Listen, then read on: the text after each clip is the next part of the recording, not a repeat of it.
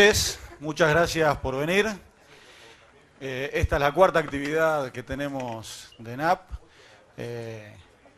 Las anteriores tuvimos un invierno cruel, lluvia, y hoy nos viene castigando el veranillo que a muchos nos agarró abrigados de más.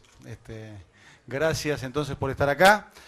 Con esta actividad estamos iniciando el tercer eje que nos habíamos planteado, que todavía no habíamos hecho ninguna actividad, que es, es diferente la realidad vista desde el gobierno que desde el sector privado. Nos pareció pertinente, adecuado, establecer puntos de vista y la problemática o las cuestiones a favor que implica conocer la vida desde los dos lados del mostrador y ver cuáles son las dificultades, las ventajas desde los dos lados. Agradecemos muchísimo a los panelistas, que tenemos un panel de charla de primer nivel. Javier, Fernando, Tabaré, Alicia, muchísimas gracias.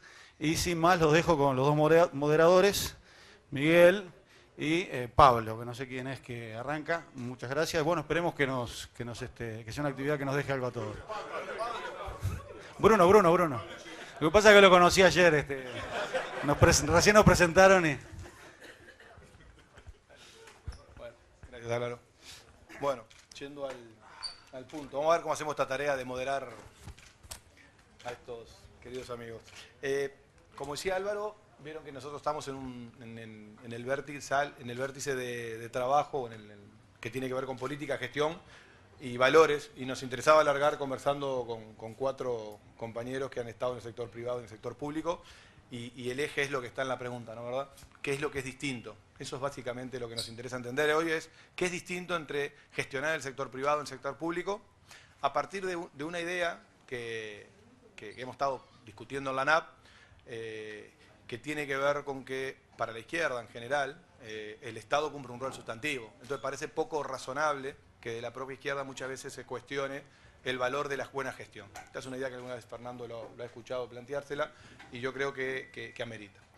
Pero como arrancamos con este tema, pero en realidad vamos a hacer muchas preguntas para intentar colaborar con la NAP en pensar qué va a haber que hacer distinto en un futuro para que el Estado se gestione mejor.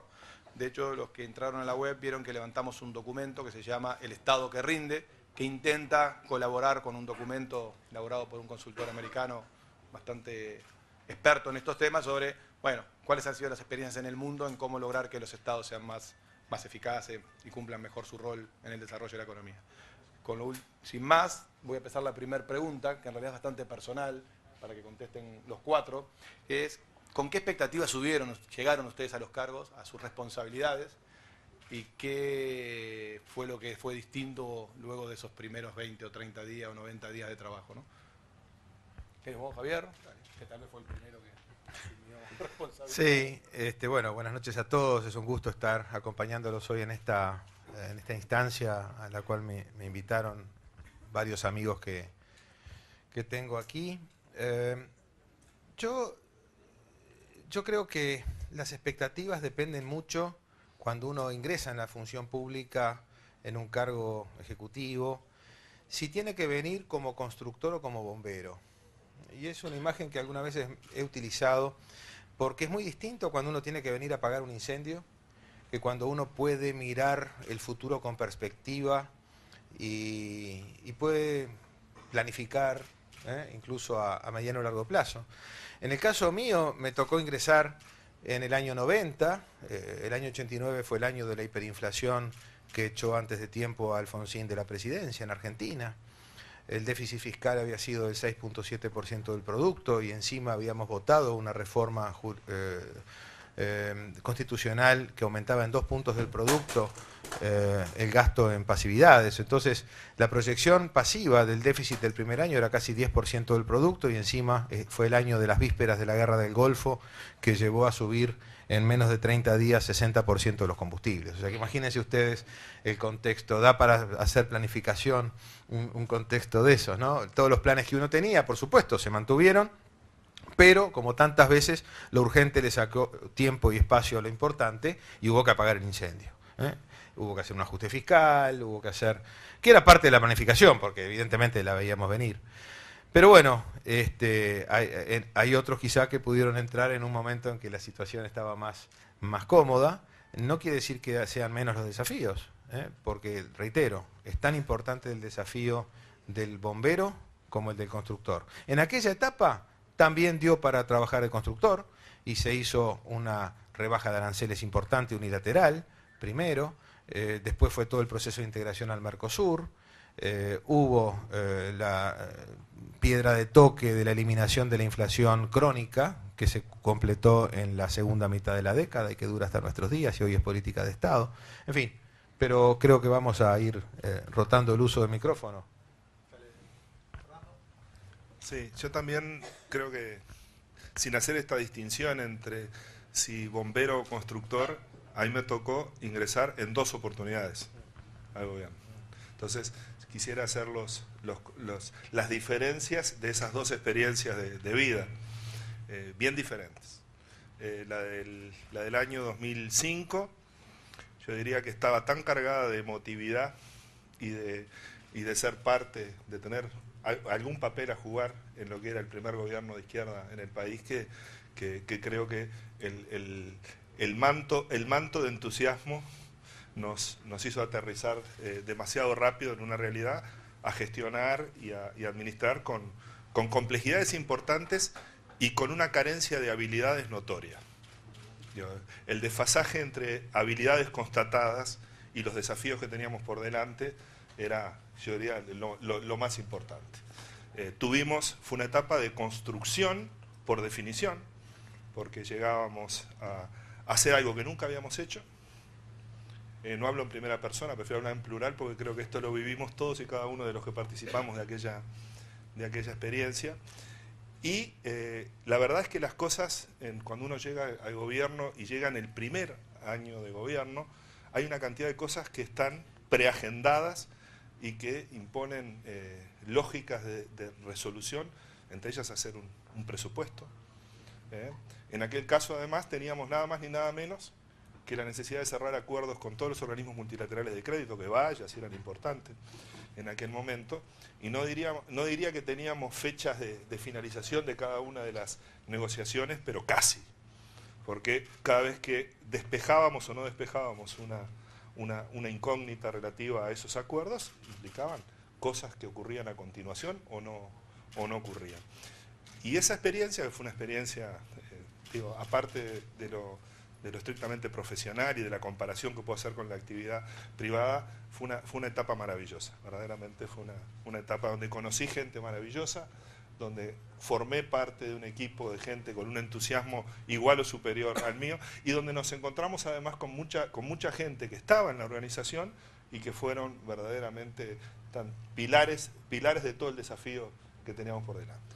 Cuando me toca ver la segunda instancia en la que llego al ministerio, la misma organización, la situación era distinta porque el país era otro, porque ya la etapa esa de construcción inicial estaba más que consolidada, había ese equipo que había estado manejando muchas de las cosas, había estado interactuando con los temas de la realidad, estaba muy consolidado, y además el país era otro. Y nos tocaba mucho más pensar en una agenda dura, estratégica, de continuidad hacia el futuro, y no esa etapa inicial donde, aparte de estas connotaciones emotivas y de privilegio de haber sido parte de eso, fueron mucho más difíciles. Yo creo que hay incluso una suerte de subestimación de las dificultades. La historia es muy cruda, en eso es muy cruel, porque la percepción que tenemos nosotros de las dificultades que tuvimos en 2005, 2006 y una parte de 2007 son enormes, comparado con la percepción de que en realidad las cosas anduvieron bárbaro y que en realidad todas las cuestiones de entorno nos ayudaron mucho. Yo no tengo ese recuerdo, tengo más bien un recuerdo de dificultades que hubo que ir sobrellevándolas de a una, y esta segunda instancia nos dio la oportunidad, y eso quizás es la parte interesante, esencialmente al mismo equipo, a la misma lógica, al mismo partido de gobierno, 2 etapas distintas. La segunda etapa con una necesidad imperiosa de poner la mira en el futuro, y lo que tienen en común las dos es que creo que en la primera y en la segunda oportunidad, en lo personal y con la gente que trabajamos, siempre creímos que era posible hacer las cosas, que era posible, y eso nos daba y a mí me daba una perspectiva diferente. No teníamos la sensación, nunca he tenido la sensación, ni en aquella oportunidad ni en esta, de que no estábamos siendo protagonistas de la realidad, de que las cosas nos venían dadas por eventos absolutamente externos y que condicionados. Jamás tuve. Pero fueron muy distintas, las dos experiencias muy diferentes. Pasás. Bueno, primero, quizás en el momento que me tocó asumir, coincido con Fernando que teníamos una carga de expectativas colectivas, más que nada, más que pensar en mis propias expectativas, yo creo que uno sentía que llevaba la responsabilidad de un acúmulo de expectativas que estaban puestas en esa nueva gestión de gobierno, de un nuevo partido de gobierno en el poder. Y además de que en lo particular yo no tuve mucho tiempo porque prácticamente me convocaron a pocos días de asumir. Creo que tenía un poco de inconsciencia de lo que se esperaba luego que fuera la institución. Y después, usando una figura, digamos, más futbolera, yo creo que iba con la gran expectativa de armar equipo, ¿no? De tener claro para dónde quedaba el arco al que había que meter los goles y después, bueno, cómo construir equipo para hacer que ese partido, bueno, terminara con los mejores resultados para la institución y para el gobierno en el que estábamos comenzando a trabajar.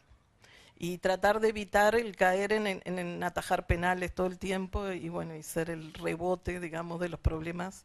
Y sobre todo el desafío, veníamos de un país que estaba realmente en una crisis y bueno, el desafío era construir institucionalidad para un país que iba a ser diferente y que necesitaba crecer y desarrollar su potencial, por lo cual necesitaba instituciones diferentes. Y bueno, la apuesta fue esa, construir equipo y jugar el partido. Como yo entré en este periodo, soy el más joven, quedé para último. Bueno, superada la sorpresa de la sugerencia del señor presidente de que lo acompañara como ministro y después de haber tenido una larga conversación de por qué y para qué, vino una etapa de algo así como 2 meses y medio de intentar conocer. Digo, mi perspectiva era obviamente desde el otro lado del mostrador, habiendo vivido una etapa muy crítica para el país todo, pero sobre todo para el sector agropecuario. Hace unos días,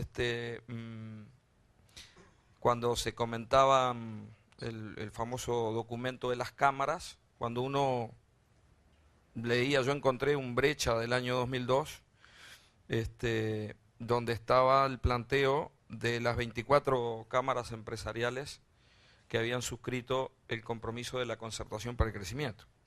Y en realidad de los 14 puntos que se proponían, en realidad están resueltos 11.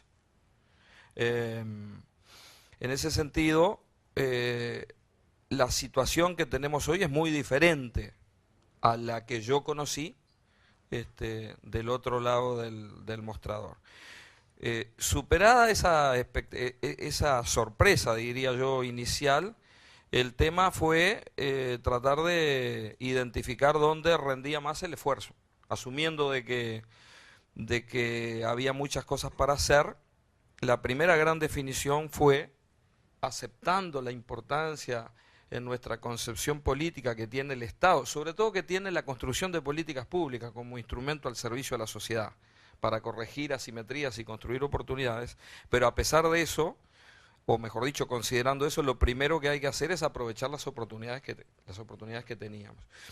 Y entendimos que donde más podía rendir nuestra función era en aprovechar ese escenario de un mundo que cambió, es decir, la relación del Uruguay con el mundo, sobre todo el Uruguay productivo con el mundo, cambió drásticamente en tan solo 7 u 8 años. El famoso deterioro de los términos del intercambio comenzó a revertirse, a pesar de que discrepo, hoy lo comentábamos en el Consejo de Ministros, yo discrepo con el concepto de viento de cola, han subido más los costos y los insumos que lo que han subido los productos, subió más el petróleo, el fertilizante, y los factores de producción que lo que han subido los productos, pero hubo un aumento en el cambio de productividad. La encuesta de innovación de la ANI da al sector agropecuario como el sector más innovador. Más del 50% de las innovaciones se están dando en ese sector. La percepción con la que nosotros asumimos es la de un dinamismo brutal en el sector privado, inversión extranjera directa, aumento de los precios, incorporación de tecnología, cambio de la matriz productiva de un montón de sectores, cambio en la relación en los precios relativos y sobre todo, que yo creo que es el cambio más grande que ha habido, un cambio brutal en el precio de la tierra.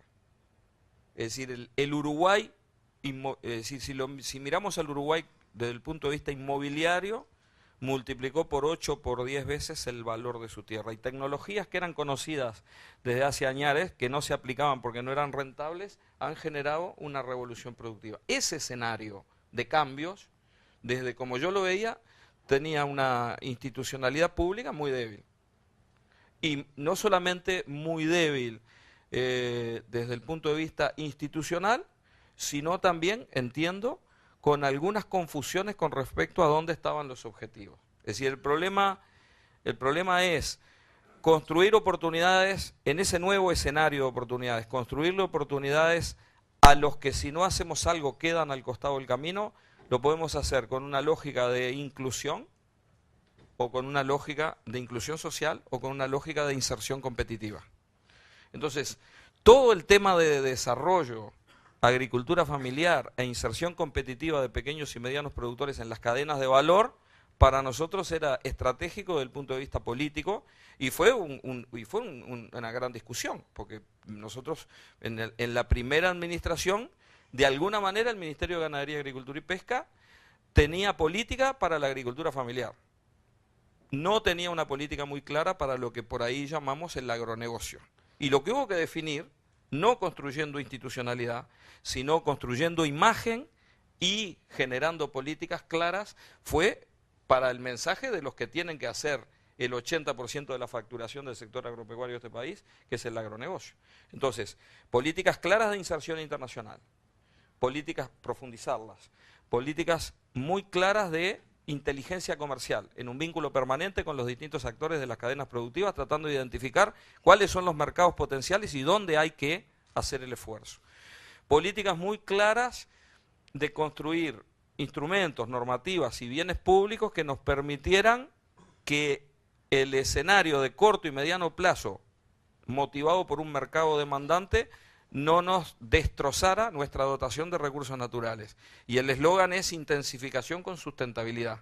Y por eso Uruguay hoy es el primer país del mundo que aplica una regulación de la agricultura basado en un modelo matemático que predice la pérdida de erosión. Porque estamos muy cerca en el territorio como para que se confundiera una política que restringía el uso de los recursos naturales con otra cosa, con querer parar. Y en realidad no es parar, es ordenar para seguir creciendo.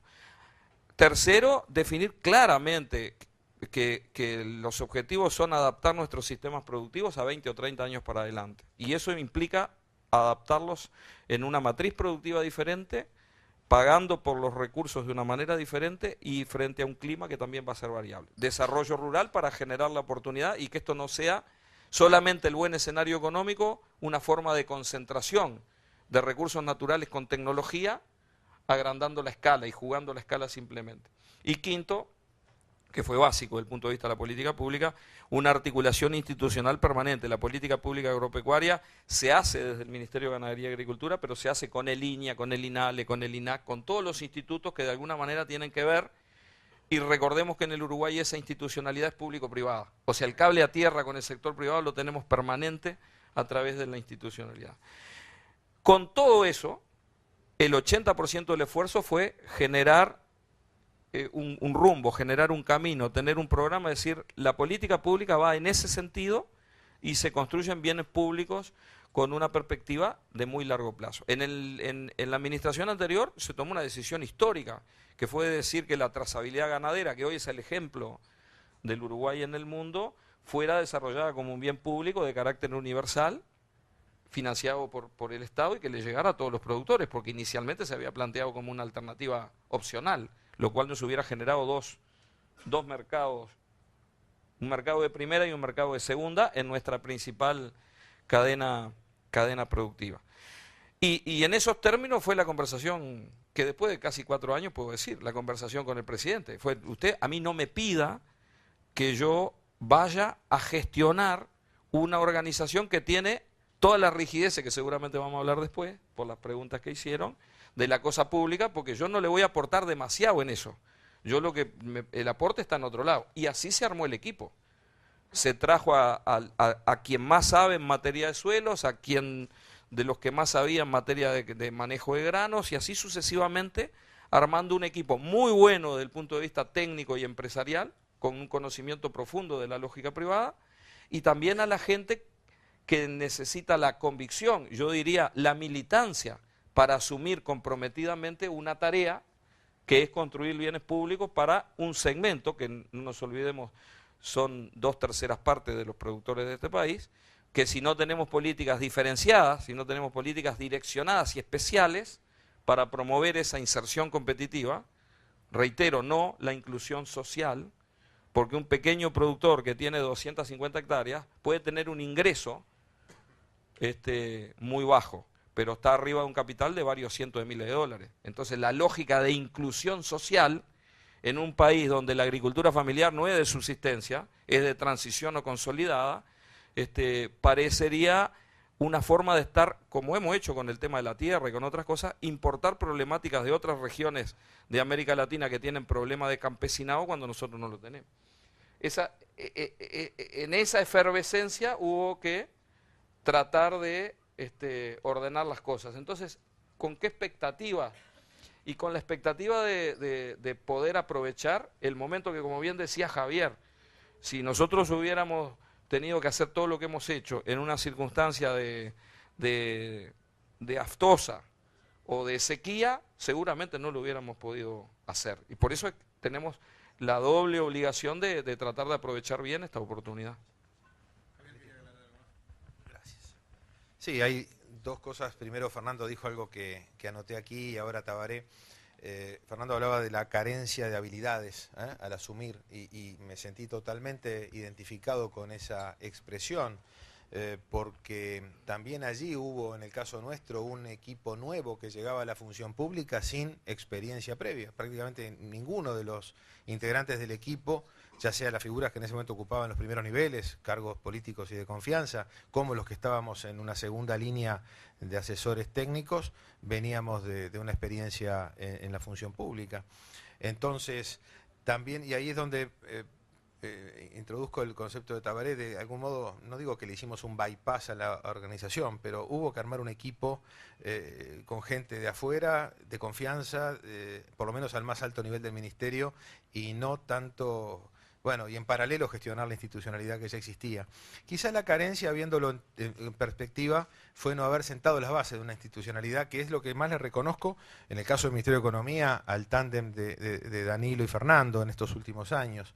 Lo que se ha hecho con la institucionalización de la Oficina de Gestión de Deuda, por ejemplo, es un ejemplo también a nivel internacional. Antes se hacía... informalmente a partir de figuras de muy buen nivel que siempre hubo en esas áreas en la función pública, lo mismo que la asesoría macro, es decir, claramente hoy quien entre al gobierno el próximo periodo, sea del partido que sea, ya tiene ahí un patrimonio de capital humano y de experiencia espectacular que no lo había antes, y en ese sentido es importante. Después está lo del aprendizaje, ¿no? Digo, y el aprendizaje de venir, bueno, en el caso mío fue doble, no venía de la función pública y tenía 28 años, pero el aprendizaje incluso de los que tenían más edad para ser mis padres, quizá, o tíos jóvenes, también eran todas personas que venían o de empresa o de profesiones, notorios, destacados en sus ámbitos, pero sin experiencia de gestionar lo público. Y ahí, bueno, ese aprendizaje se va dando a los tumbos y hay que ir corrigiendo en función de los errores. Y es clave, tres cosas son claves: liderazgo, agenda y equipo. el liderazgo estaba clarísimo. Si el presidente no lidera, no hay ministro que aguante. El presidente tiene que bancar al ministro. El verdadero ministro es el presidente en última instancia. Si él no está compenetrado con la gestión y no apoya, es terrible. En ese caso había un presidente líder del equipo y que era parte de la agenda y había escrito la agenda y estaba compenetrado con la agenda. El equipo, en todo caso, era la tercera pata de la mesa, digamos, que no digo que fuera lo menos notorio, pero sí el aprendizaje, el venir de otro ámbito, de la actividad privada, de no conocer los criterios y los parámetros y los estándares y los paradigmas de la función pública puede haber afectado. Bueno, no sé si alguien más quiere seguir. Sí, yo creo que tal vez Miguel el otro día no lo pasamos porque me proscribieron, no me dejaron en la NAP poner un video de Tony Blair justo en este momento que estamos en el mundo como está con Siria, pero estaba bien interesante, así que voy a leer un pedacito nada más. No queríamos quedar asociados a Tony Blair. Bueno, no, como ya nos publicaron que éramos como es, NAP Boys, y encima poníamos a Tony Blair, estábamos en una situación más complicada. Hay dos nuevas corbatas. Sí, sí.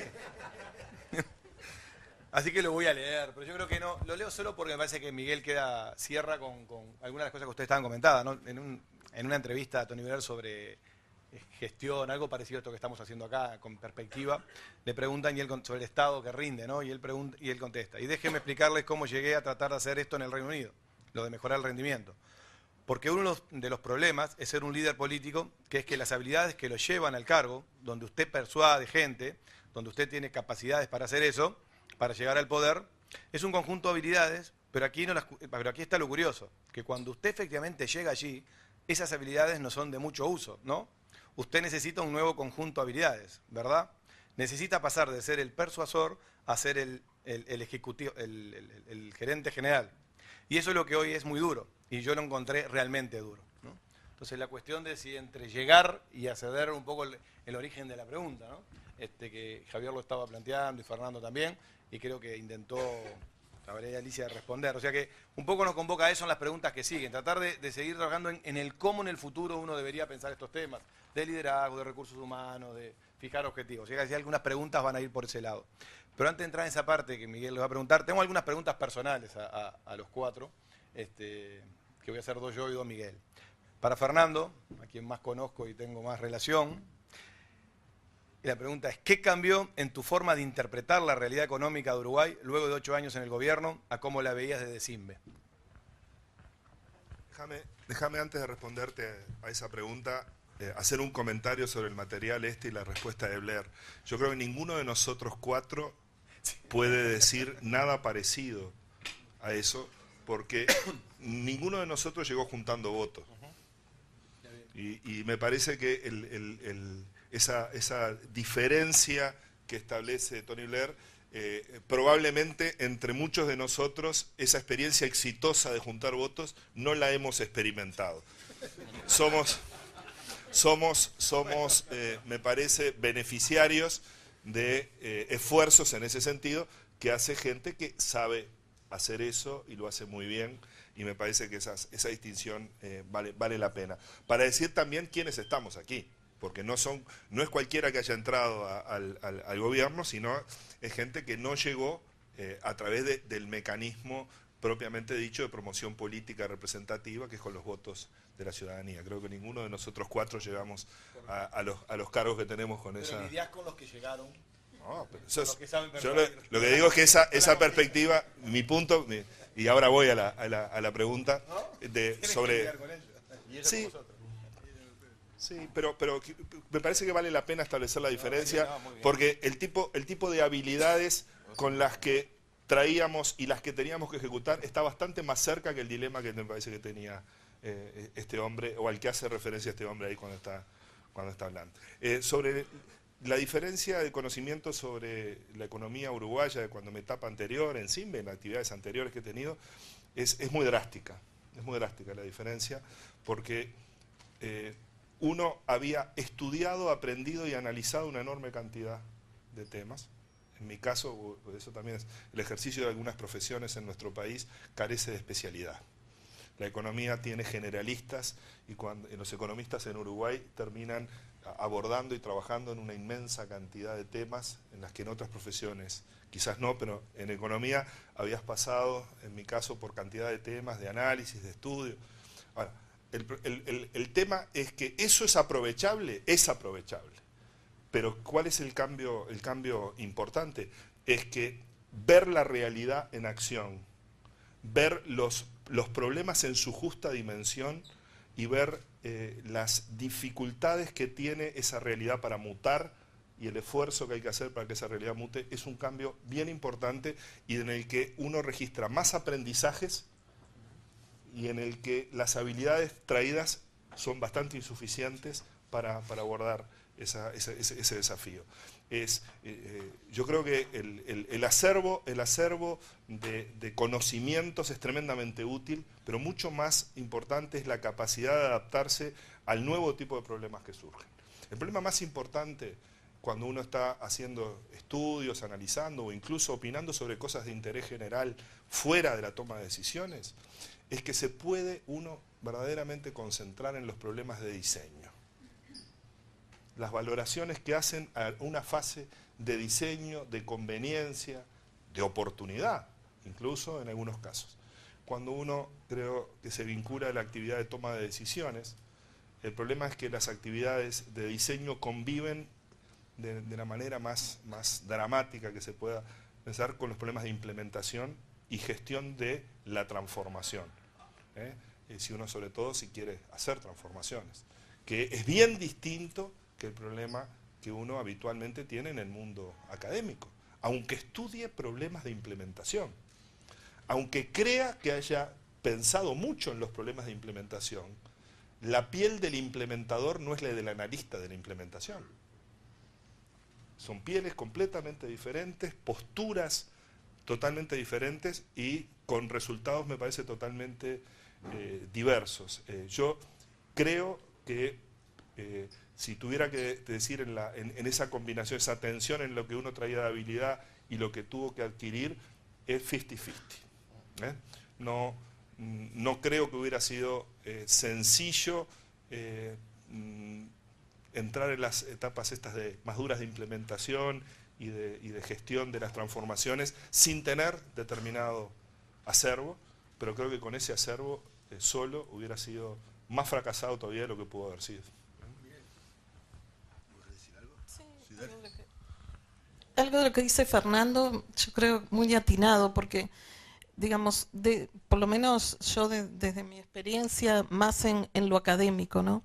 El tema de lo académico y la gestión y cómo se te da vuelta la cabeza de alguna manera cuando tenés que lidiar en la solución de los problemas de cuando lo mirabas desde el estudio del problema, ¿no? Y lo otro es también, de alguna manera, el posicionamiento entre lo técnico y lo político. En realidad, también los cuatro compartimos esa de cierto bagaje técnico con una mezcla de también cierta actividad en lo político, que de alguna manera continuamente uno está poniendo arriba de la mesa esa conjunción. Entonces, creo que esos dos temas, no quizás lo que plantea Tony en su presentación allí, pero como que fueron visiones que uno continuamente tiene que estar reposicionando. Para complementar un poco, y hay también el día después o el haber pasado por la función pública y volver a la actividad privada, porque hemos estado hablando del otro. Y esto tiene mucho que ver con discusiones que a veces con algunos colegas nos prendemos en Twitter. Lo veo a Gabriel allá. Gabriel, que siempre, digo que no estuvo en la función pública, pero es muy consciente de esto e insiste en los temas de economía política y las restricciones que hay que tener en cuenta. Y hay algún colega que tampoco estuvo en la función pública y lo demuestra claramente. Y ahí nos trenzamos. Entonces, yo, siguiendo con el ejemplo futbolero de Alicia, estar en la tribuna olímpica viendo el partido, después de haberse puesto los botines y habiendo pegado y recibido algunas patadas en la cancha, embarrada, es una cosa. Estar en la olímpica, o en la América, o en el palco oficial, relatando y comentando el partido sin haberse puesto nunca el equipo, es muy diferente. Absolutamente de acuerdo. Yo me alegro que estamos entre colegas médicos acá. Porque a mí, más de uno me dice Favaloro, porque le hice bypass al sistema educativo con el plan Ceibal. Y veo que no soy el único que hizo bypass de una manera u otra, más explícita o menos explícita. En el fondo, yo creo que la decisión de tener un objetivo a veces hace que los caminos no sean necesariamente los más claros previstos. Yo ahí tenía una pregunta para Tabaré, que si vos entraste al Ministerio de Agricultura y Pesca, un monstruo grande, ¿no? Si hubieras entrado como CEO, como gerente general o como presidente ejecutivo de una compañía agroindustrial gigante, ¿qué hubieras hecho en los 90 días en esa compañía privada grande, nueva, diferente a la que estabas acostumbrado, si te hubieran ofrecido ese cargo, distinto de lo que hiciste en el ministerio? Te mata. Te avisé de la pregunta. A ver. No. Lo primero quiero en un segundo complementar algo de lo que dije antes. Muchas de las cosas que hemos podido realizar han sido en un ambiente productivo que había resuelto un problema crónico y endémico de nuestro sector agropecuario, que se había agravado en la primera mitad, fines de la década del 90 y primera mitad de la década del 2000, que era el endeudamiento.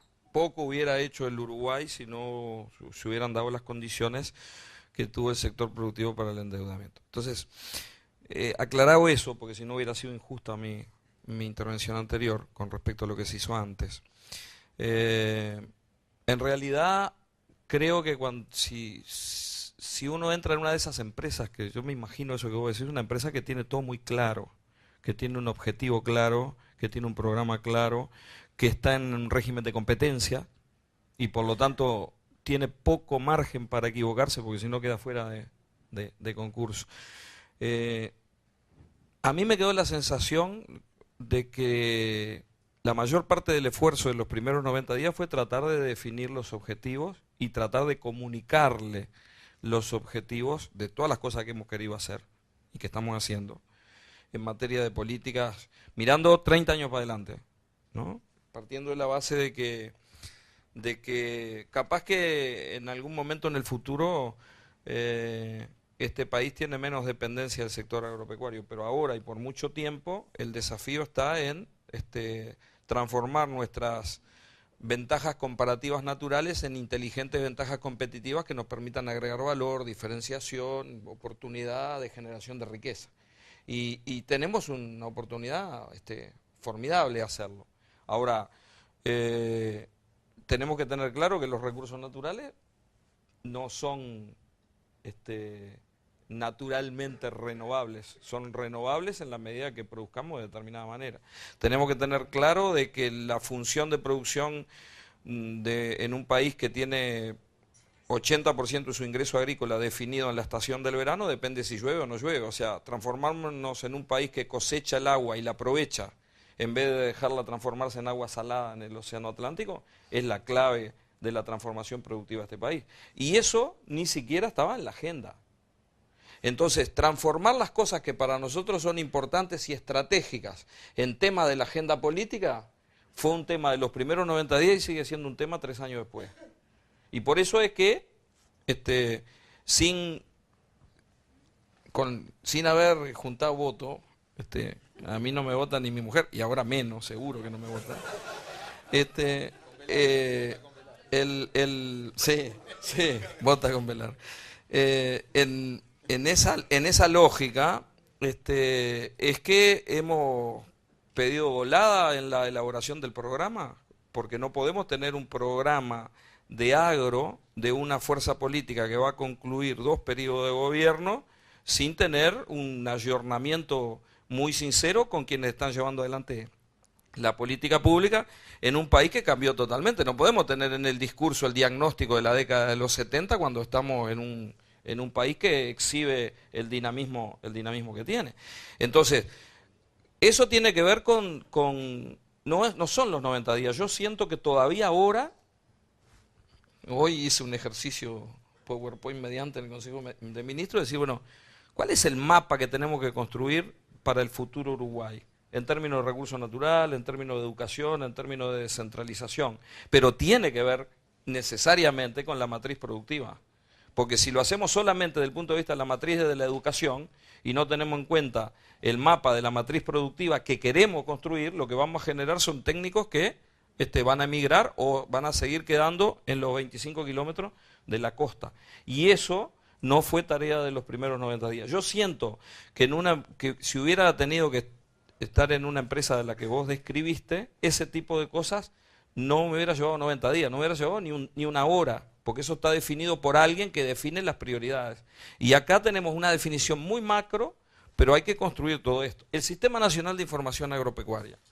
El Sistema Nacional de Información Agropecuaria hoy es un sistema que se está elaborando con 16 postdoctorados de la Universidad de Columbia.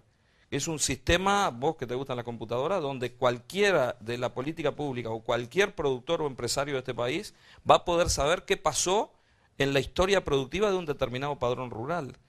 Los suelos, el agua, cuánto produjo, qué plantó, qué animales hay, trazabilidad, qué tipo de carne produjo ese tipo de pasturas naturales que hay ahí. Esa es la ventaja competitiva que tenemos que construir en el futuro.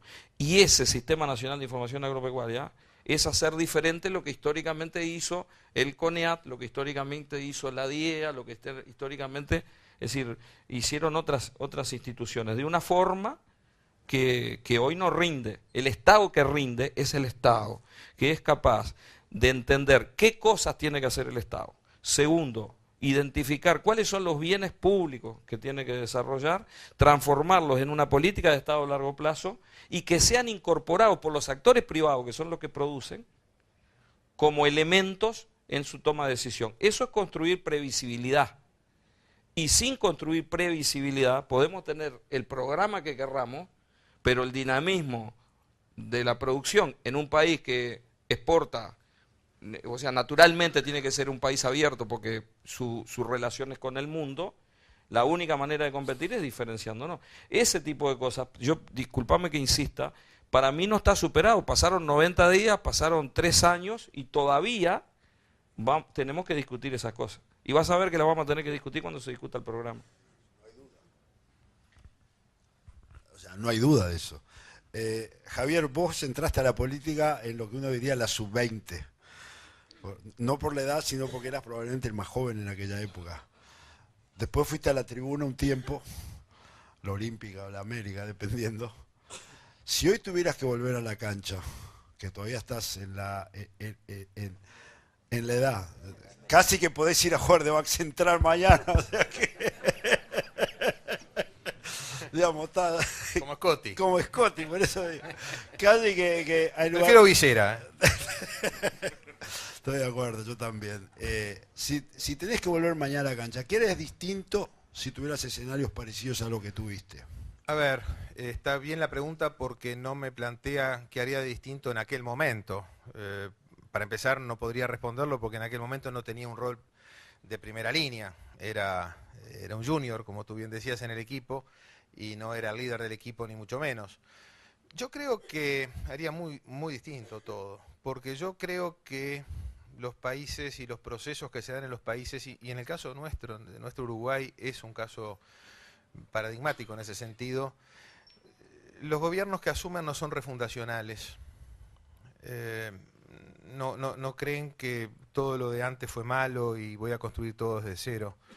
Yo creo que los gobiernos en Uruguay aprovechan el legado, profundizan, mejoran, cambian. Yo creo que los cambios en general son más marginales que fundamentales. Entiendo que haya gente que pueda pensar distinto, pero yo, viéndola con perspectiva y con independencia de criterio, creo que cada uno que se fue alternando en el gobierno fue aprendiendo y aprovechando lo bueno que dejó el anterior y los anteriores y fue construyendo a partir de eso. Entonces, en base a la experiencia acumulada, en base a la evolución del conocimiento y en base a los cambios de paradigmas. Vaya, aquí está David, él es experto en uno de los temas, como es Leonardo Costa, que ha sido uno de los temas donde ha cambiado los paradigmas en los últimos 20 años. Todo lo que tiene que ver con la transparencia informativa, financiera, tributaria a nivel global. El rol del Fondo Monetario. Fernando hablaba de cuando asumió su primera etapa, su primera vida pública, que todavía existía un rol muy intenso y muy estrecho con el fondo, que fue heredado de la crisis porque se habían hecho préstamos muy importantes y que tuvieron la sabiduría y la suerte de poder desmontar en 2 años o en 3 años. Entonces, en aquel tiempo en que yo estuve en el gobierno, el fondo tenía un rol protagónico en América Latina, en las políticas económicas. Y viéndolo con perspectiva histórica, bastante equivocado, muy procíclico, el más procíclico de todos los actores que pasaron por la cosa pública. Y yo diría también el rol del sistema financiero. Le escuché a Fernando hace algunos meses alguna cosa al respecto que comparto. Yo creo que el sistema financiero lo teníamos en un pedestal porque nos habíamos creído que éramos plaza financiera. Yo creo que nunca fuimos. Y en ese sentido, hoy es un sector más de la economía, no el más importante, tiene sus especificidades como los tienen todos, pero no está en el pedestal en que estuvo en una época. Alicia, y vamos cerrando esta etapa del desembarco, le pusimos acá en el conjunto de las preguntas.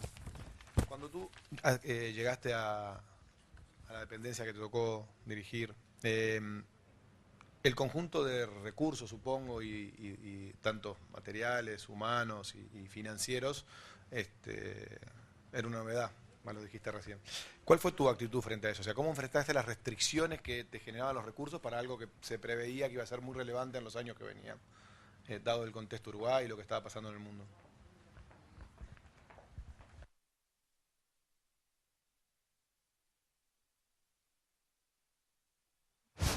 Sí, digamos, inmediatamente una de las prioridades tenía que ver con el trabajo en el tema del presupuesto, ¿verdad?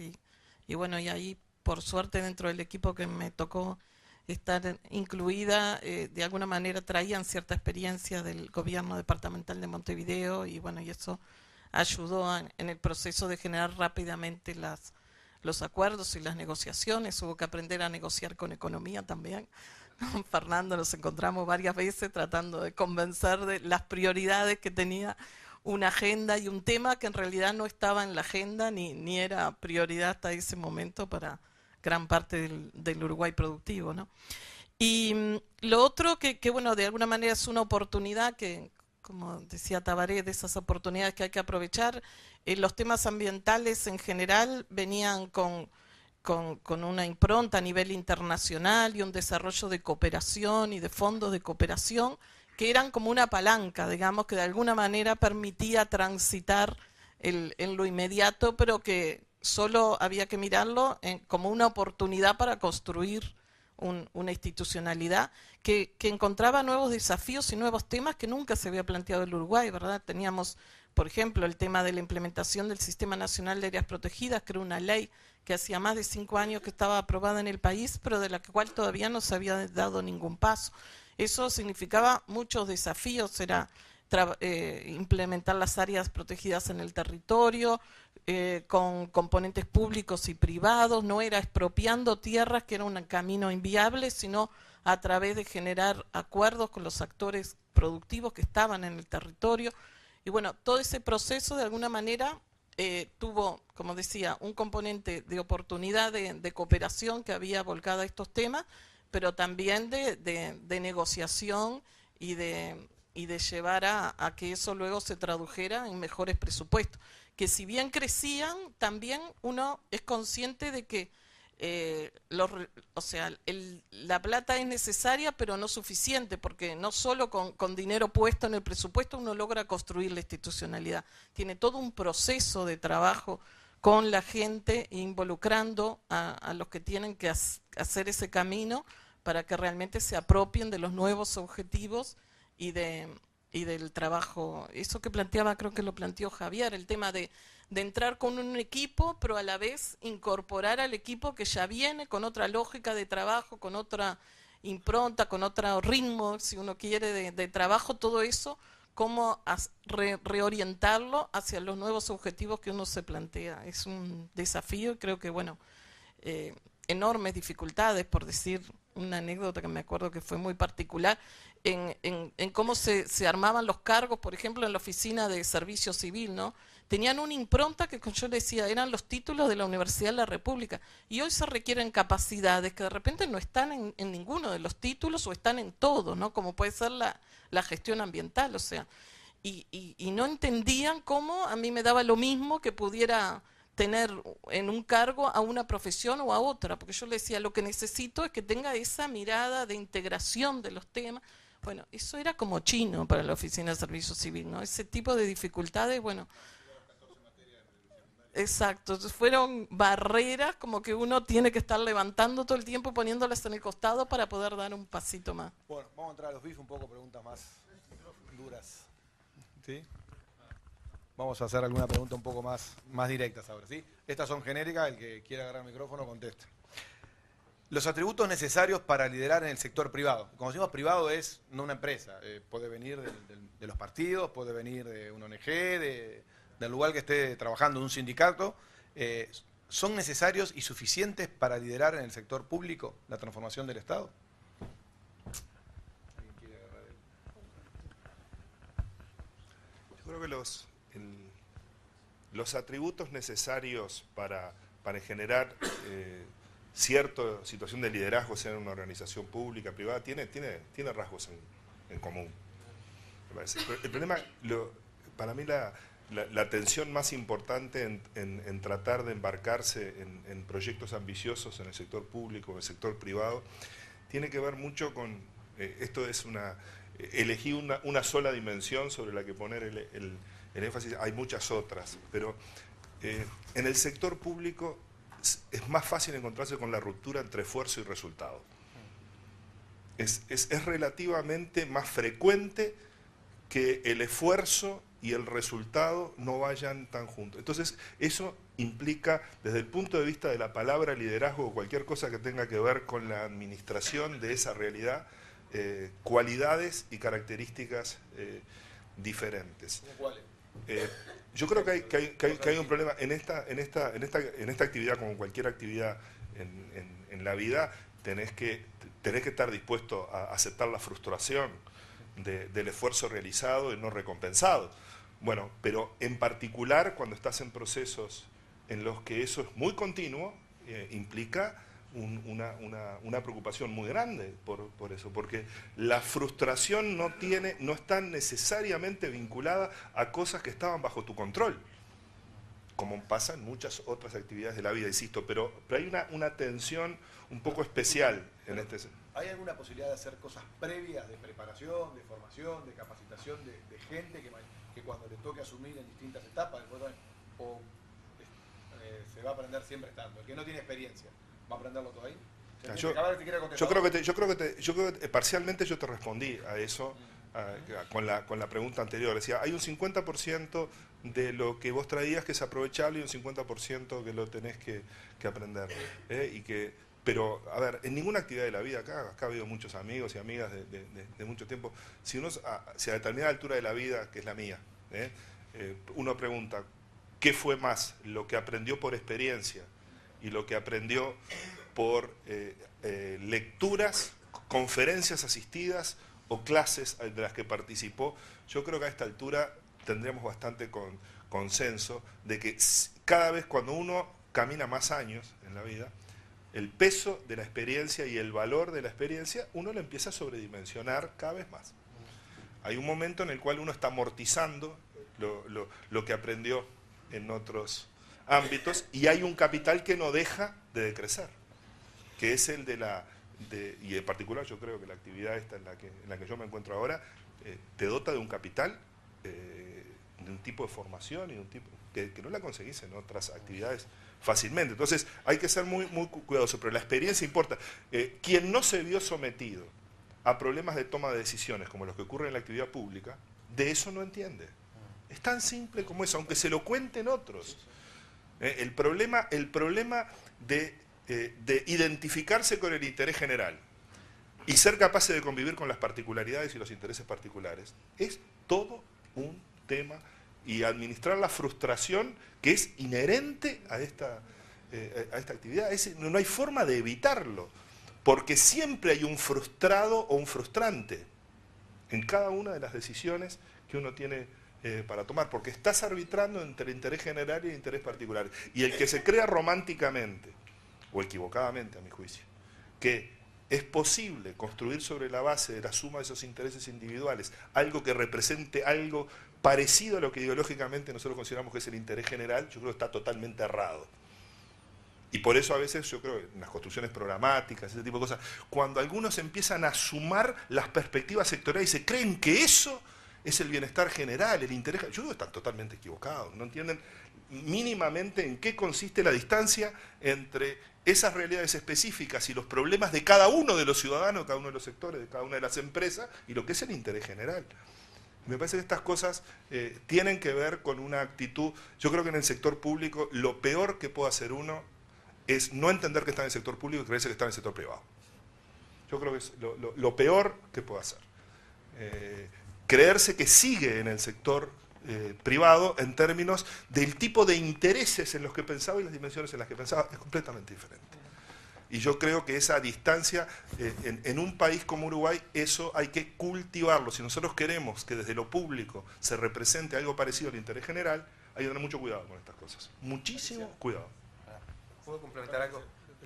Sí, justamente, yo creo que la diferencia más sustantiva que uno siente entre el ámbito privado y el público está cómo representa esos intereses, ¿no? Uno en el ámbito privado está representando un determinado interés y sobre él tiene como la hoja de ruta más clara. Ahora, cuando hay que interpretar un interés general tan, digamos, poco atajable como puede ser el interés en la protección ambiental, digamos, uno como que queda articulador entre otro montón de intereses, pero que el resultado no es ni la suma de la fuerza ni la multiplicación, o sea, es como una cosa diferente. Y esa construcción La pregunta es, ¿qué atributos tienen que tener esas personas que van a enfrentar esa situación? Esa es la pregunta, es decir, yo eso lo entiendo y lo comparto.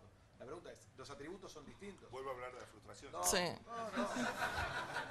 Bueno, es la pregunta. Primero una gran oreja. Mirá para Javier. Primero un atributo. Si querés. Un atributo es saber escuchar. Bueno, está bien, ahí va un atributo, saber escuchar. Vale. Javier, Claro, quiere decir algo. si no, no, Alicia acaba de decir uno, saber escuchar. Acá Javier va a decir algún otro atributo. No, yo escuchaba a Fernando y lo que él dice vale también para el proceso de toma de decisiones. A veces me pasa en reuniones con empresarios y me dicen, che, pero en el gobierno no se dan cuenta de que esto es así, asá. Sí, se dan cuenta, pero en el gobierno no es un board como el que ustedes tienen, un comité gerencial, donde hay un CEO y toma las decisiones y escucha a los gerentes y hay especialistas por áreas. Allá hay ministros que responden a distintos sectores políticos, hay que ir a un parlamento, que no es exactamente una asamblea de accionistas, es otra cosa, que se muevan. Entonces, claro, entonces es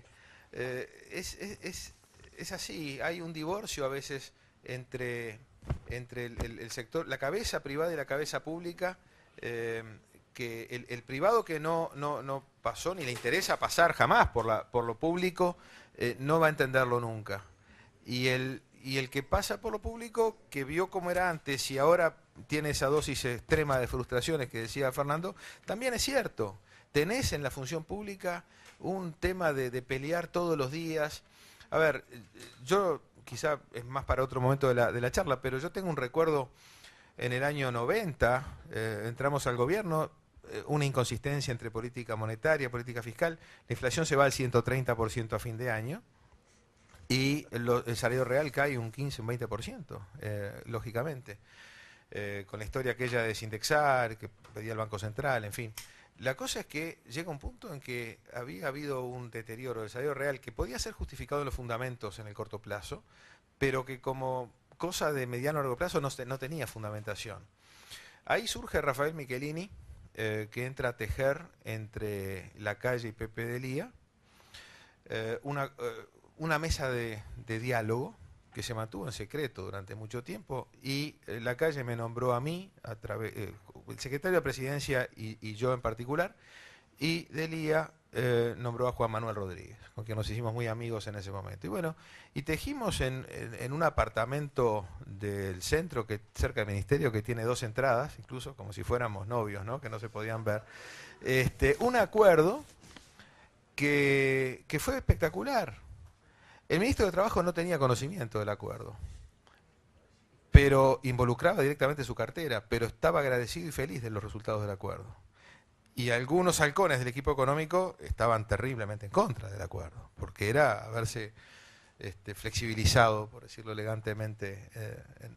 Bueno, entonces, estas cosas son difíciles de entender desde afuera.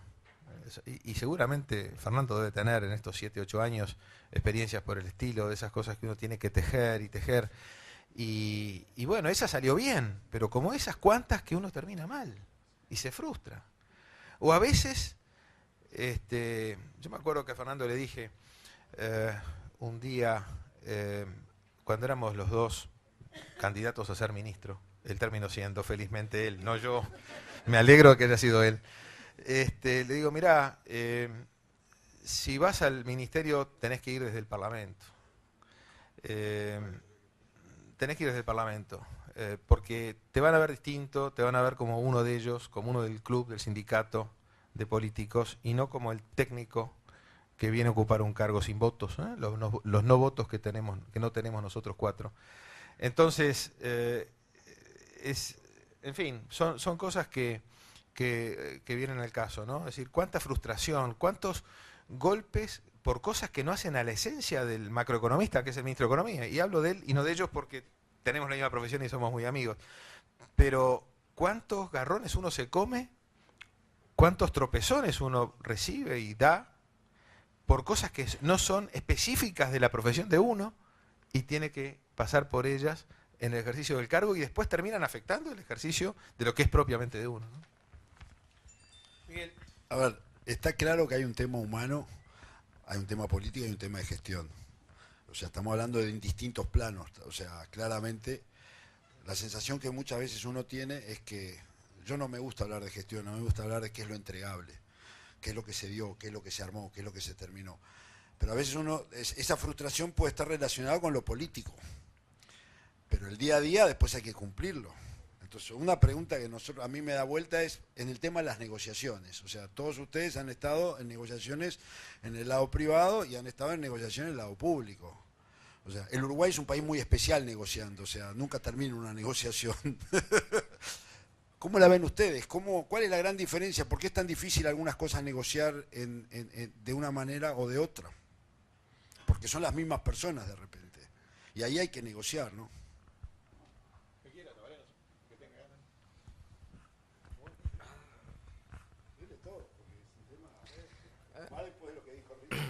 A ver, tú decías, hay un tema humano, hay un tema técnico y hay un tema político. Entonces, también hay algo de lo que no se habló, que son las rigideces que el sistema tiene como tal. Y sin caer, haciendo el esfuerzo y el compromiso de no caer en la simplificación del problema, porque el sector público existe y seguirá existiendo, y creo que lo que tenemos que tener muy claro es tratar de fortalecer todas aquellas áreas que son imprescindibles desde el punto de vista de la construcción de un estado de bienes públicos y el marco normativo en el cual la sociedad puede desarrollarse cada vez más. Pero obviamente que hay rigideces. Entonces la negociación es bien distinta cuando tú tenés enfrente a alguien que está en un estatus o que está en el otro. Por ejemplo, nosotros tenemos un montón de funciones que contratamos a través de recursos de endeudamiento externo. y son contratos. En esta administración, los contratos temporales de derecho público, la posibilidad de salir de aquello de que ingresaba al Estado y estaba eternamente en el Estado a tener que sufrir una evaluación. Entonces, obviamente que teniendo el tiempo y los recursos escasos, todas las pilas las ponemos en régimen de evaluación de todos aquellos que pueden de alguna manera sentir los efectos positivos o negativos de la evaluación misma. Tiene poco sentido desgastarse en idear mecanismos de evaluación cuando si el resultado de la evaluación es positivo, no tengo cómo premiarlo, y si el resultado de la evaluación es negativo, no tengo cómo sancionarlo. Ahora, hoy tenemos algunos instrumentos para alguna gente diferente. Ese es un tema. El segundo tema es, yo confieso, para mí la sorpresa más grande que me he llevado es cuando la gente entra, la mayoría no sabe para qué entra. Es decir, en el Ministerio de Agricultura todo el mundo se sorprendió una vez que hicimos una actividad de inducción a los 125 funcionarios que entraron por contrato en deuda. ¿Y qué fue la inducción? Decirle dónde estamos en el mundo, qué rol jugamos, cuáles son las oportunidades, cuáles son los desafíos, cuáles son las limitantes, por qué los recursos naturales, por qué los bienes públicos que hay que construir, los temas de sanidad, de inocuidad, de trazabilidad, los temas de inserción internacional. Y dentro de todo eso, usted, señor Juan Pérez Gómez, que se sienta en la oficina en tal lugar, tiene este rol. Y para mi sorpresa y para la de mucha gente, sí, macanudo, gané un concurso, entré, me contrató la oficina de servicio civil y trabajo en servicio ganadero o en servicio agrícola. Pero ¿en qué marco? ¿Con qué definición? ¿Con qué objetivo institucional? ¿Jugando qué rol en esa organización? Primera cosa. Segunda cosa, está clarísimo que hay un porcentaje, no voy a decir si grande, chico, regular, de funcionarios que son los que llevan adelante la gestión. Y la llevan adelante. Y trabajan igual o más que muchos en el sector privado. Y por eso la carga muchas veces es despareja, y a veces caemos en generalizaciones bastante injustas con los funcionarios, porque no todo es lo mismo. Entonces, una de las cosas que me parece importante tener claro para gestionar, a mí no me gusta hablar de recursos humanos, me gusta hablar, y no me gusta hablar de gestionar, me gusta hablar de construir capital humano. Y para construir capital humano, lo primero que hay que tener es identificación de los objetivos que uno tiene institucionalmente y después un buen diagnóstico e identificación de los potenciales de la gente. La mayoría de las buenas ideas de bienes públicos desarrollados o que están en un proceso de desarrollo 15 o 20 años para adelante, tienen que ver con ideas de gente que está trabajando en alguno de los servicios. Y algunas otras no. Yo no le puedo pedir al Ministerio de Ganadería que nadie hable de riego en un país que nunca regó. No tengo capacidad, no puedo pensar que tengo que tener capacidades. Y ahí entra el tercer elemento clave, identificar dónde están las debilidades para fortalecerlas. Y la cuarta es que todo lo que hagamos tiene que ser en un estatuto diferente, de una forma diferente. No porque querramos hacerlo igual que el sector privado, porque sea público o sea privado, no da lo mismo hacer las cosas bien que más o menos o que mal. Pero cuidado con caer en la generalización de que todo lo que existe está mal. Ejercitando diariamente la frustración a la que hace referencia Fernando, porque es diaria la frustración, ¿no? Sobre todo la frustración no en la etapa propositiva, la frustración en la etapa ejecutiva, es decir, lo que se demora para concretar algo es muy frustrante. Pero no así en la etapa propositiva. El que por lo menos la experiencia que yo he tenido en el Ministerio, el que piense que no hay una actividad fermental pensando en qué es lo que hay que hacer para adelante, se equivoca y se equivoca feo. Y yo creo que en la administración pública además hay una cantidad de muy buenos ejemplos de cosas que se han transformado. Te miro a vos. Para mí una transformación que es un ejemplo en Uruguay, lo que se hizo con la DGI.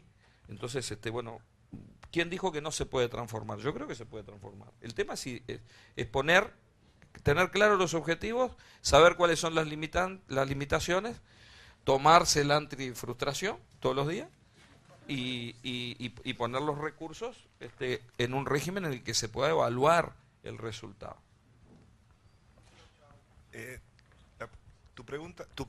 La primera parte de tu pregunta tenía que ver con cómo es la negociación entre la experiencia de negociar en la actividad privada, la experiencia de negociar en el sector público.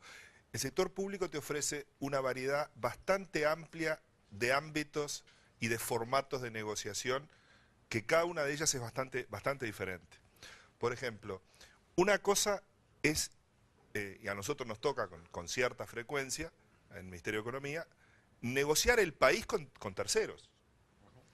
Esa es una experiencia de negociación, yo diría de las más gratificantes, porque está todo clarísimo qué es el interés general, está clarísimo el interés nacional, está clarísimo, estás vos y sentís que representás a todos.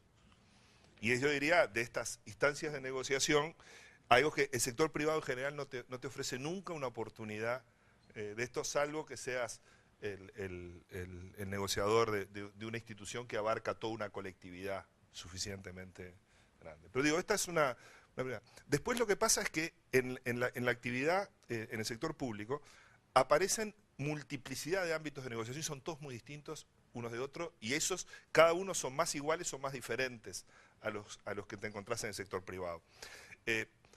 Por ejemplo, no tiene nada que ver la negociación al interior del Poder Ejecutivo, del Gobierno, para definir una iniciativa, donde esencialmente hay perspectivas distintas, pero hay una necesidad de encontrar una hoja de ruta común para definir en qué consiste el interés general.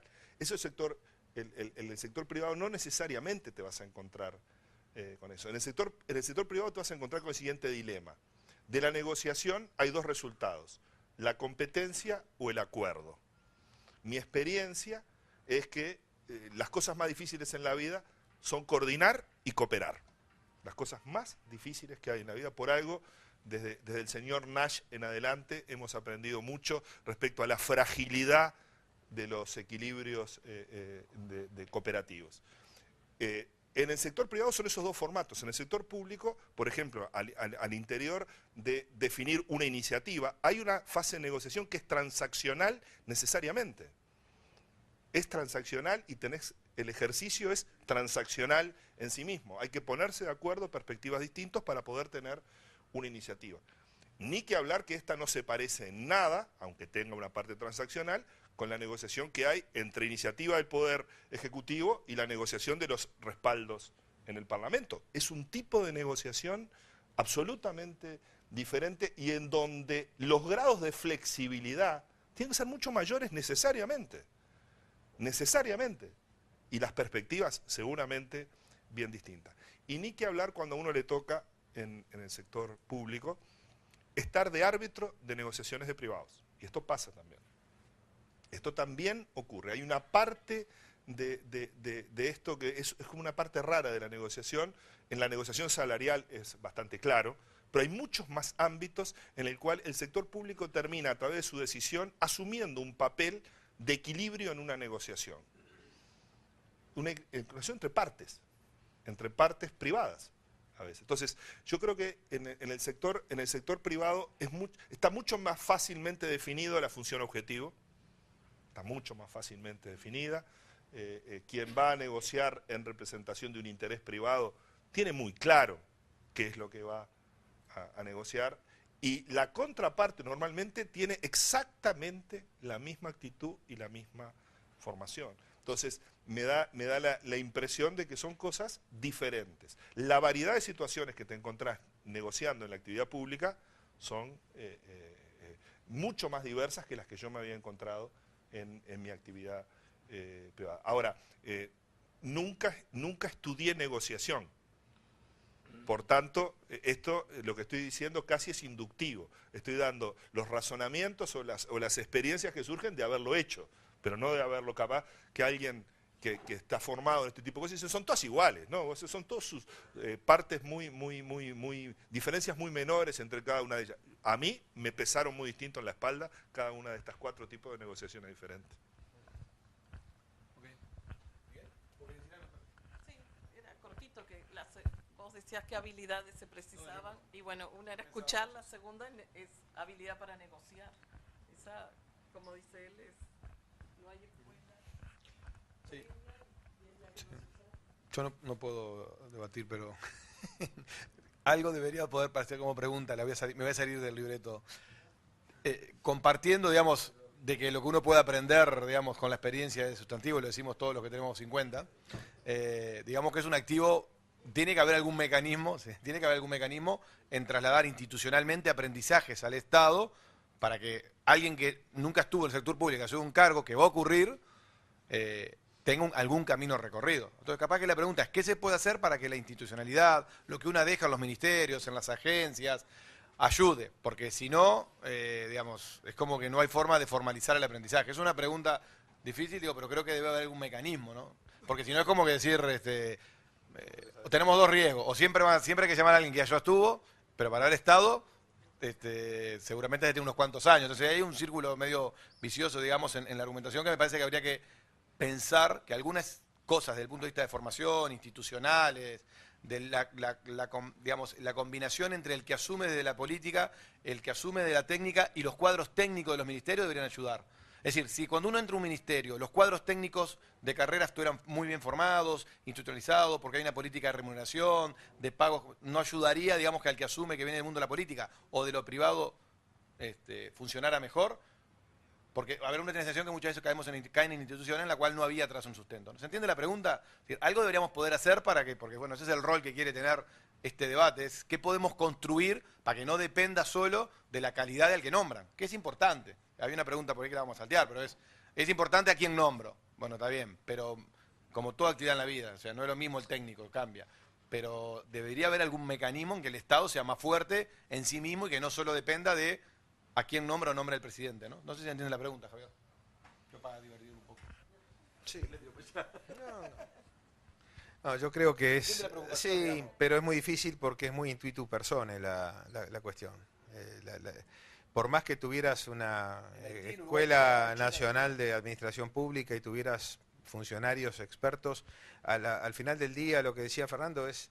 Tengo que ir a negociar al Parlamento y va el ministro. No podés mandar a los fenómenos que están desde siempre. Pero salten un poco su cargo ahora. Estamos en el Estado, la institución Estado, la pregunta un poco. Entrar un poco es cómo construye institucionalidad.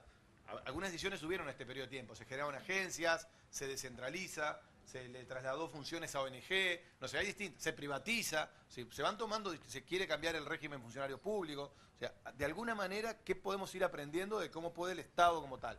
Más allá de que comparto que el liderazgo del ministro, quien ponga adelante ante lo de UTE, es sustantivo. Yo creo que estoy de acuerdo, pero demos un paso y digamos que uno puede dejar en la construcción de cosas más permanentes al estilo de la que hablaba Tabaré. Porque ahí también hay discusiones ideológicas y técnicas sobre cómo mejor ordenar el Estado para hacer el país que avance, es un país más rico, ¿no? No me imagino que es igual Uruguay que Argentina, que Chile, que Canadá, ¿no? Si quieren pensarlo de esa manera. Yo creo que aquí, para responder a esa pregunta, hay 2 dimensiones que van a estar articulando permanentemente. Yo no creo que a largo plazo, en un gobierno puede pasar, pero a largo plazo la administración pública y lo que llamamos esa ingeniería de construcción de políticas y bienes públicos pueda ser muy distinta en su calidad de lo que es la calidad del sistema de partidos y de los partidos políticos. ¿Por qué? Porque estamos en una democracia y la forma en que los partidos políticos efectivamente recluten, formen, establezcan prioridades, establezcan lineamientos de lo que hay que hacer y que sus cuadros, los cuadros políticos, estén consustanciados y claros en lo que hay que hacer, eso es insustituible. Y yo creo que cuando uno hace ranking de éxitos en materia de las patologías que aparecen en la administración pública, la que tiene más capacidad de influir negativamente sobre el resultado final es lo que ocurre en el sistema político, el sistema de partidos. ¿De acuerdo? Yo eso lo respondería como un tema general. Segundo lugar, cuando uno quiere, ese es mi caso, quiere que lo público represente una expresión democrática, pero de un interés general. Es muy importante que las organizaciones del sector público vivan el problema de su labor en clave del interés general. Hay que construir, yo creo esto es esencial, construir el valor de que no estás representando ni los intereses de la organización, ni los intereses de ningún subconjunto de miembros de la organización. Estás manejando un conjunto de acciones que tienen que estar directamente vinculadas con una expresión del interés general. Y no hay posibilidad de hacer eso sin que haya unas reglas de selección, de formación y progreso dentro de la organización que sean sanas. No se puede construir ese sector público que supongo motiva la pregunta o la reflexión sobre la base de la precariedad absoluta y la permanencia agarrado de un pincel de todos los miembros de la organización y en un sistema en el cual la posibilidad de ascenso por esfuerzo, mérito o capacidad está acotado por la propia estructura de funcionamiento de la administración. Es imposible. Entonces, hay elementos que tienen que ver con los liderazgos, sí, pero los liderazgos no podrán jamás saltearse finalmente algunos aspectos que son estructurales. Mencioné y repito, la calidad de la democracia finalmente, que te va a definir cuánta corrupción hay, cuánto clientelismo hay, cuánto amiguismo hay, cuánto todo, porque hay algunos que se creen, y esto es una cosa, yo hay que anotarla con fuego, que el clientelismo o el amiguismo depende de quién es el cliente y quién es el amigo. No, el clientelismo y el amiguismo es clientelismo y es amiguismo, y no importa quiénes son los buenos y quiénes son los malos, porque siempre habrá uno que crea que los míos son los buenos y los otros son los malos. Ahora, con eso no alcanza, con estas reglas morales, solo con reglas morales y guías morales no alcanza a resolver el problema de la producción de bienes públicos. Tiene que tenerlo, obvio que tiene que tenerlo, pero no alcanza, tiene que desbordar eso, tiene que tener una estructura institucional donde la gente no pierda nunca de vista lo que está haciendo. Yo tuve la suerte, en el Ministerio de Economía y Finanzas, en lo que se refiere al mundo cotidiano con el que uno trabaja más, el sentido que hay en el Ministerio de la responsabilidad institucional que tienen, del papel que tienen, todos los funcionarios, es generalizado, es muy amplio. El sentido ese de pertenencia, que saben que hacen cosas que importan y saben cosas que hay que custodiarlas con muchísimo cuidado. Y esas cosas yo creo que son un activo de los que lo construyeron y los que ayudamos a construirlo, y hay que respetarlo. Ahora, el día que esas estructuras se transforman en parte del statu quo per se, yo creo que esas cosas requieren reformas, cambios e iniciativa para cambiarlo. Para ir, porque estamos un poco, un par de preguntas más y ir cerrando y que pueda cada uno responder. En el talante de esto último estamos hablando de que podemos, en la agenda de futuras reuniones, en esta misma línea con otra gente, ser un poco más específicos en las discusiones. Pero una pregunta que siempre uno lee en los materiales o se hace cuando habla con ustedes o con otros amigos del sector público es si en qué medida el ciclo electoral o político condiciona los objetivos y el uso de instrumentos para la gestión en el sector público. Es decir, uno puede tener un conjunto de ideas de cómo gestionar, hacer planes estratégicos, montar sistemas de gestión, sistemas de diseño de incentivos por resultados, planes a más plazo, y hay un ciclo electoral que tiene determinados objetivos y un ciclo de gestión. Pero la pregunta a ustedes que están en el medio, no quiero recordar, están en el medio del sector político puro que junta votos, o sea que ustedes dicen que lo juntan, y la gestión de los funcionarios, ¿no? O sea, el ciclo electoral y el ciclo político, ¿qué tan de cierto es que hay un trade-off? ¿Qué tan cierto es que hay un problema? ¿Se puede gestionar de una manera más eficiente? ¿Es parte del costo de la democracia? ¿Cómo lo ven? ¿Cómo lo vivieron? ¿Cómo lo ven? A ver, de vuelta, complementando algo que decía Fernando, yo creo que todos hacemos algo, no solamente por una retribución, tenemos otro tipo de motivaciones que no son las remunerativas, que son otro tipo de satisfacciones. Y en el sector público, es decir, el sector público ofrece una oportunidad de hacer un montón de cosas que desde la perspectiva privada no se pueden hacer. Y hay mucha gente que es valiosa y se siente feliz haciendo eso, y me parece que eso es lo que hay que tratar de buscar. Con respecto a esta pregunta última tuya,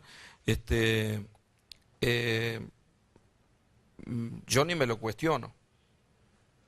Es decir, si la lógica de construcción de bienes públicos, de diseñar políticas que pretendan ser políticas de Estado que nos permitan avanzar en un proceso de desarrollo, está en contradicción con lo político. Es decir, si lo técnico, si lo económico y si lo socialmente correcto es en algún momento políticamente incorrecto, alguien me tendrá que avisar. Pero el planteo es, nosotros construimos, pues si no, no tiene sentido si no tiene sentido dejar lo que uno está haciendo para intentar participar de la cosa pública. Tiene sentido solamente en la perspectiva de una continuidad, no de una continuidad de un partido, de una continuidad de un proceso de crecimiento y de desarrollo. Y para que eso sea posible tiene que trascender el periodo político y el periodo electoral. Y ahí es donde entra, coincido totalmente con lo que decía Fernando, la calidad del sistema político. Es decir, que seamos capaces de identificar con claridad qué cosas tienen que estar en la discusión política y qué cosas no tienen que estar en la discusión política. Y esto es totalmente ideológico. Es decir, en un país de la calidad institucional que tiene el Uruguay y de la historia que tiene el Uruguay y en la etapa de la historia económica donde estamos, me parece que no tenemos derecho con las generaciones que vienen de perder la oportunidad de identificar cuáles son las cosas que no tienen que tener discusión en términos de política de Estado. Y a veces hay discusiones muy mezquinas. Yo, como no cuento los votos, lo digo. A veces hay discusiones muy mezquinas. Mezquinas en la interna entre partidos y a veces mezquinas dentro de los propios partidos.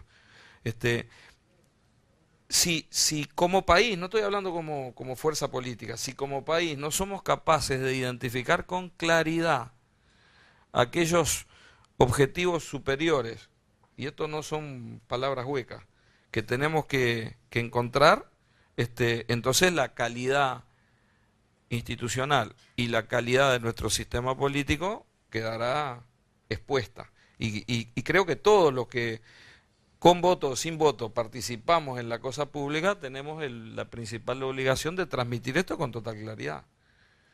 Por lo tanto, el conflicto entre que se termina el periodo o el conflicto entre lo electoral y la función pública, creo que no se tiene que de alguna manera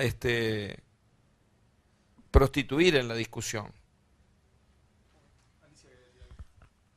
Sí, capaz yo tenía como una sutil diferencia, pero no sé si hace al debe ser o a lo que la realidad es, ¿no? Porque en un país politizado como el nuestro, donde cada gesto, cada cosa tiene su reflejo en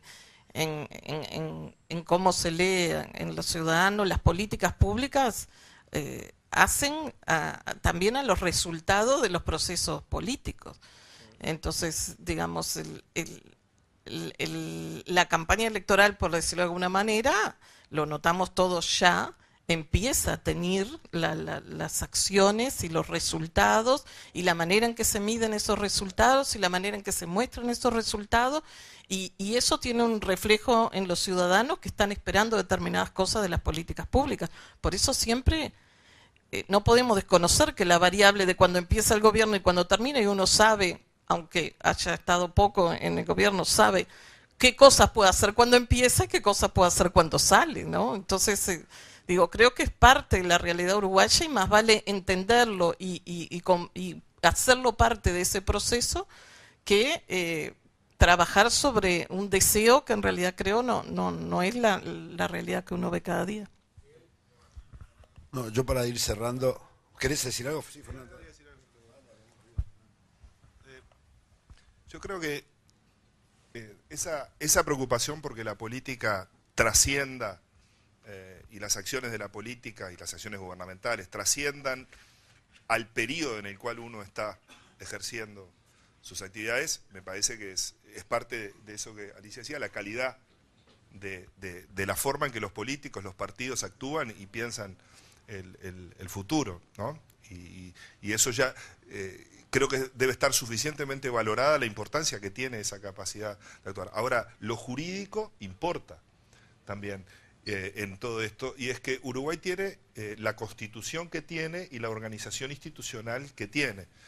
Y en nuestra constitución hay algunas cosas que le dan lógica de ciclo a las elecciones, a muchas cosas que son rigideces propias del funcionamiento de nuestra estructura institucional, y hay que tenerlo claro. Si se quiere hacer un aporte desde esta reflexión, hay que tener en cuenta que nosotros tenemos presupuesto quinquenal, y que el constitucionalista, además el constituyente, no el constitucionalista, el constituyente, hizo dos cosas que son rigideces bien importantes. Dice que el primer año de gobierno rige el presupuesto del año anterior, y el último año de una administración no pueden hacerse con determinadas reglas y determinadas restricciones, determinadas cosas.